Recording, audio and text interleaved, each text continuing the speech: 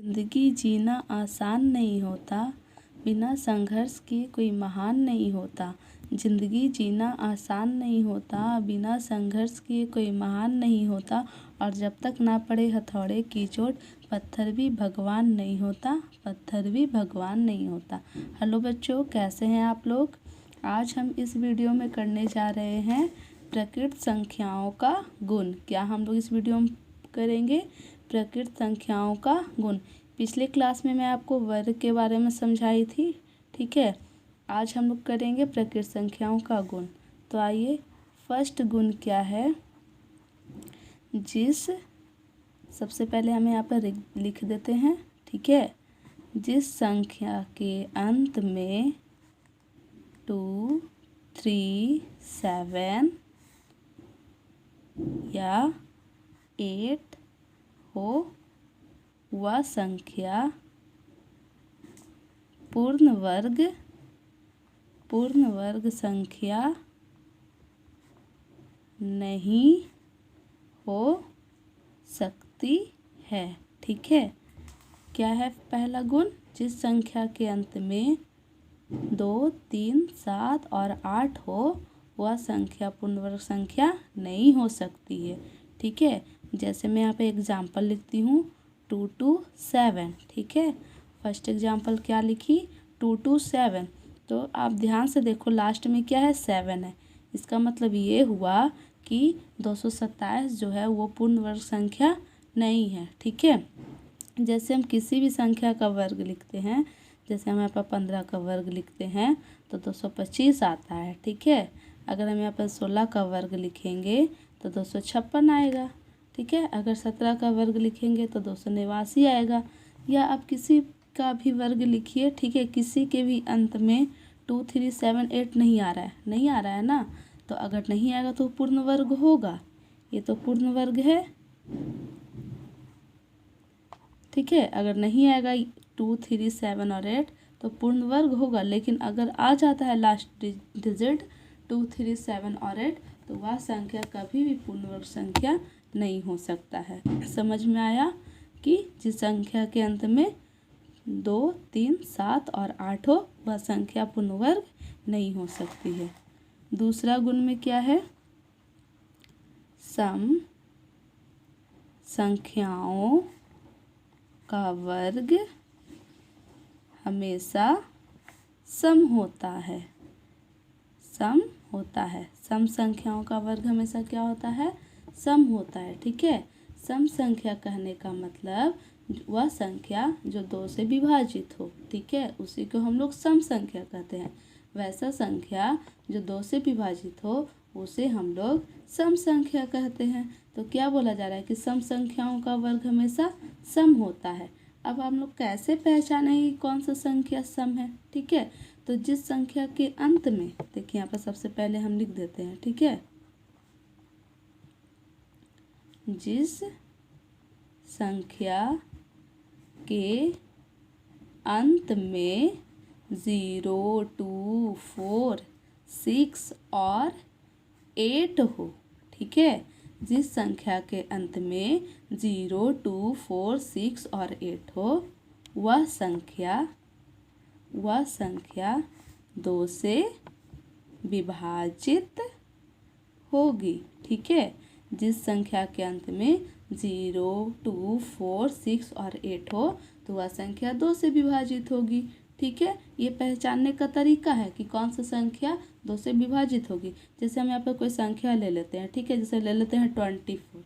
तो इस संख्या के अंत में 4 है, देखो मैच हो रहा है ना 4। इसका मतलब 24 कैसा संख्या है? सम संख्या है, 2 से विभाजित हो रहा है। सम संख्या क्या बताएं कि वह संख्या जो 2 से विभाजित होता है उसी को सम संख्या कहते हैं, ठीक है। तो सम संख्याओं का वर्ग हमेशा सम होता है। पहचानने का भी तरीका बता दिए हैं कि कैसे जानें कि कौन सा संख्या 2 से विभाजित है या नहीं है, ठीक है।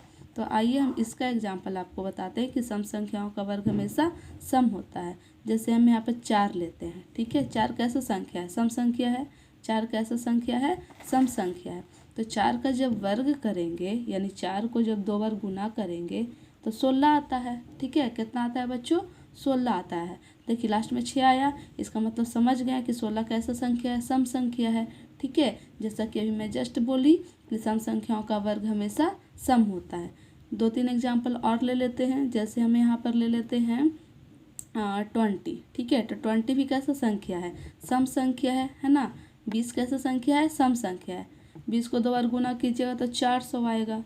आ रहा है समझ में। देखिए लास्ट में यहाँ भी सम संख्या आ गया, मीन्स 0 आ गया, लास्ट में भी 0 आ गया, इसका मतलब 400 भी कैसा संख्या हो गया, सम संख्या हो गया। ठीक है, तो सम संख्याओं का वर्ग हमेशा सम होगा। ठीक है, चलिए तीसरा गुण में क्या है कि विषम संख्याओं का वर्ग हमेशा विषम होता है, हमेशा विषम होता है। ठीक है, ध्यान से समझिएगा इसको।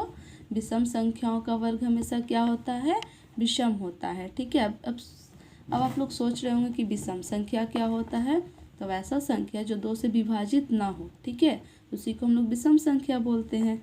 ठीक है, जैसे यहाँ पर हम ले लेते हैं 9। कितना ले लिए, 9 कैसा संख्या है, विषम संख्या है। ध्यान से देखिए 9 कभी भी 2 से विभाजित नहीं होगा। ठीक है, तो जब 9 का वर्ग करेंगे तो कितना आता है, 81 यानी 81। जब 9 का वर्ग किए तो 81 आया। इसका लास्ट डिजिट देखिए, क्या 0 है, क्या 2 है, 4 है, 6 है, 8 है, नहीं है ना। इसका मतलब ये सम संख्या नहीं हुआ, मीन्स 2 से विभाजित नहीं हो रहा है। तो 2 से विभाजित नहीं हो रहा है, इसका मतलब ये सम संख्या नहीं है। ठीक है, तो कैसा संख्या है ये, तो विषम संख्या है। आ रहा है समझ में, कैसा संख्या है, विषम संख्या है। तो विषम संख्याओं का वर्ग हमेशा कैसा होगा, विषम ही होगा। ठीक है, जैसे हम यहाँ पर 3 लेते हैं, 3 का वर्ग करते हैं तो कितना आता है, 9 आता है। कितना आया, 9। ठीक है, तो विषम संख्याओं का वर्ग विषम ही हुआ। समझ आया। चलिए अब हम लोग चौथा गुण समझते हैं। ठीक है, अब हम लोग चौथा गुण समझते हैं, ध्यान से इसको सुनेंगे। ठीक है, यदि, सबसे पहले हम लिख देते हैं चौथा गुण क्या है, यदि किसी संख्या के अंत में, ठीक है, शून्यों की संख्या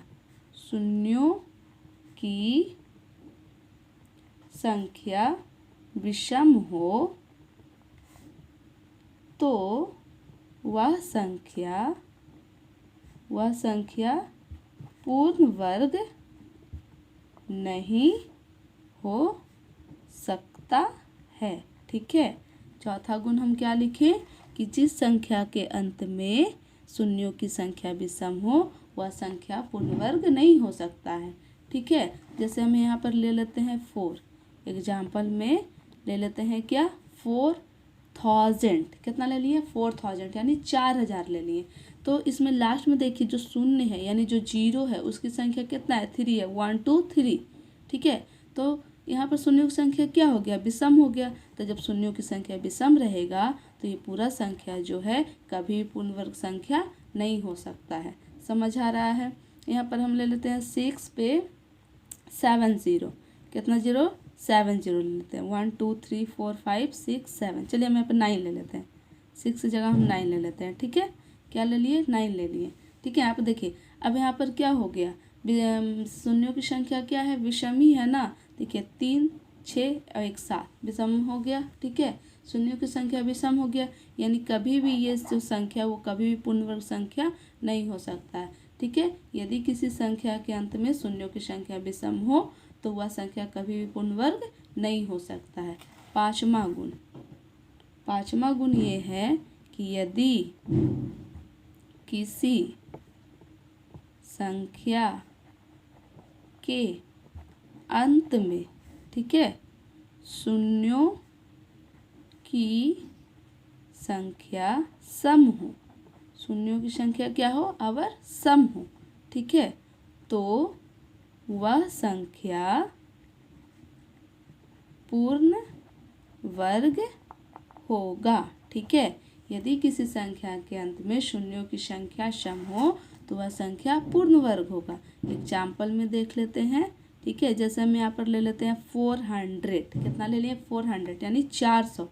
तो ध्यान से देखिए लास्ट में 2 शून्य है, मीन्स कितना 0 है, 2 0 है, यानी 2 कैसा है, सम संख्या है। ठीक है, तो यहाँ पे शून्यों की संख्या सम हो गया, इसका मतलब ये पूर्ण वर्ग है। तो ये किसका पूर्ण वर्ग है? ये 20 का पूर्ण वर्ग है। जब आप 20 को 2 बार गुना कीजिएगा, 20 का वर्ग कीजिएगा तो 400 आता है। ठीक है, इसी प्रकार और एग्जाम्पल देख लीजिए। यहाँ पर हम ले लेते हैं 900। ठीक है, तो यहाँ पर भी शून्यों की संख्या सम हुआ, तो ये भी पूर्ण वर्ग है। ये किसका पूर्ण वर्ग है? 30 का। जब आप 30 को वर्ग कीजिएगा तो 900 आएगा। आ रहा है समझ में? उसी प्रकार हम यहाँ पर ले लेते हैं 2500। तो 2500 भी किसका वर्ग है? 50 का वर्ग है। यहाँ पर भी शून्यों की संख्या सम है। ठीक है, अब हम यहाँ पर ले लेते हैं 90,000। कितना ले लिए? 90,000। ठीक है, यहाँ पर भी शून्यों की संख्या 4 है। ठीक है, मतलब सम है, तो ये भी पूर्ण वर्ग है। ये किसका पूर्ण वर्ग है? 300 का। जब आप 300 का वर्ग कीजिएगा तो 90,000 आएगा। समझ आया? यहाँ तक कोई दिक्कत? तो आइए एक बार हम फिर से रिपीट कर देते हैं। आज हम लोग इस क्लास में किए हैं प्रकृत संख्याओं का गुण। इसमें पहला है, जिस संख्या के अंत में 2, 3, 7 या 8 हो वह संख्या पूर्णवर्ग संख्या होगा, पूर्णवर्ग संख्या नहीं हो सकता है। ठीक है, दूसरा हमने क्या किया? सम संख्याओं का वर्ग हमेशा सम होगा। ठीक है, और सम संख्या यहाँ पर हम 2 से विभाजित करने का नियम भी लिख दिए हैं कि जिस संख्या के अंत में 0, 2, 4, 6 और 8 रहे तो वह संख्या 2 से विभाजित होगा। एग्जाम्पल भी हम आपको यहाँ पर बता दिए हैं। तीसरा जो हमारा गुण है ये है कि विषम संख्याओं का वर्ग हमेशा विषम होता है। चौथा गुण है, यदि किसी संख्या के अंत में शून्यों की संख्या विषम हो तो वह संख्या कभी भी पूर्णवर्ग संख्या नहीं हो सकता है। पांचवा गुण है हमारा, यदि किसी संख्या के अंत में शून्यों की संख्या सम हो तो वह संख्या हमेशा पूर्णवर्ग होगा। ठीक है, इसका भी एग्जाम्पल मैं दे दी। पिछले क्लास में मैं आप लोगों को पढ़ाई थी, जो दिखा देती हूँ। देखिए, पिछले क्लास में हम लोग पढ़े थे वर्ग और वर्गमूल। ठीक है, वर्ग किसी संख्या को उसी संख्या से गुना करने पर जो गुणनफल प्राप्त होता है उसको हम लोग, वह संख्या उस संख्या का वर्ग कहलाता है। ठीक है, इस तरह से मैं आपको पिछले क्लास में वर्ग समझाई थी। ठीक है, तो ये गुण अभी ख़त्म नहीं हुआ है। ठीक है, आगे हम लोग कंटिन्यू करेंगे। फिर हम लोग मिलते हैं नेक्स्ट क्लास में। आप सभी को मेरे तरफ से हैप्पी दीपावली।